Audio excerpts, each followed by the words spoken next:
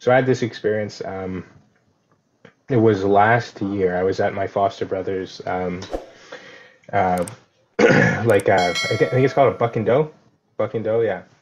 So it's like a fundraiser for the wedding, right? And so my foster brother's uncle was married for like multiple years, and they got a divorce. And so I knew these people kind of when I was in their foster home.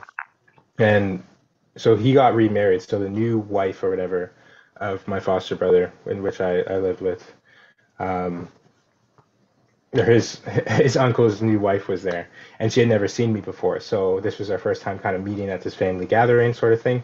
So she saw me and she's like, "Are you Jamo? You know, Beth talks very highly about you."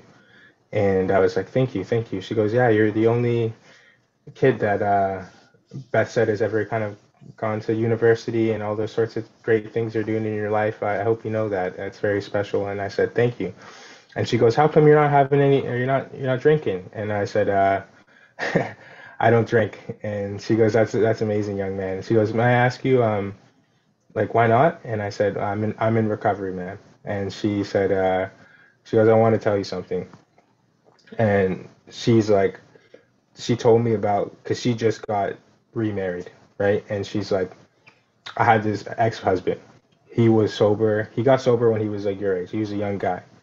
He was a young guy. He was doing everything right. He was going to, um, he did all the processes in which our recovery program requires. He was doing everything amazingly. He had the family, he had the wife, he had the beautiful life, the beautiful job, career flourishing.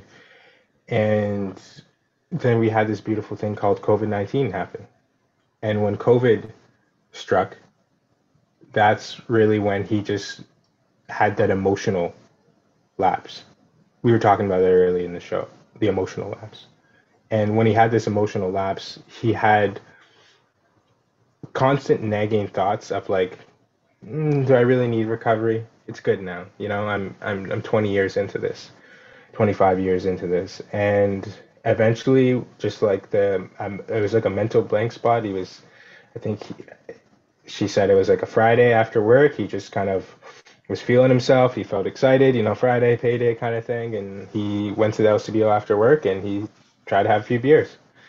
And to cut the story short, is he had a terrible relapse, and he was using just the way he was when he was in his early 20s, if not more. He got DUI'd, I think multiple times to be honest, and his family wanted nothing to do with him. He was isolating, he was causing trouble, getting in trouble with the law, and earned his way into a divorce.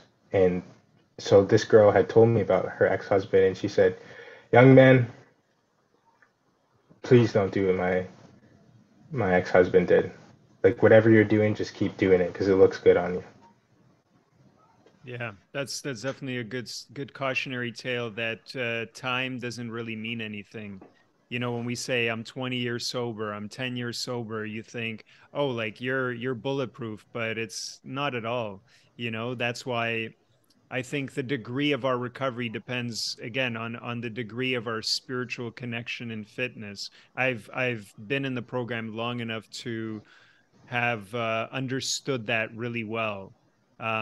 And you know, I see people come into our center who relapsed and they feel like they've lost that connection and they're just a complete mess, right? They're a Mm, complete mess and they're suffering because that emptiness is back.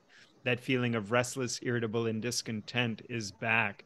And when I'm in that state, it's very hard for me to feel hopeful about recovery. It's very hard for me to even remember how good it felt to have that connection.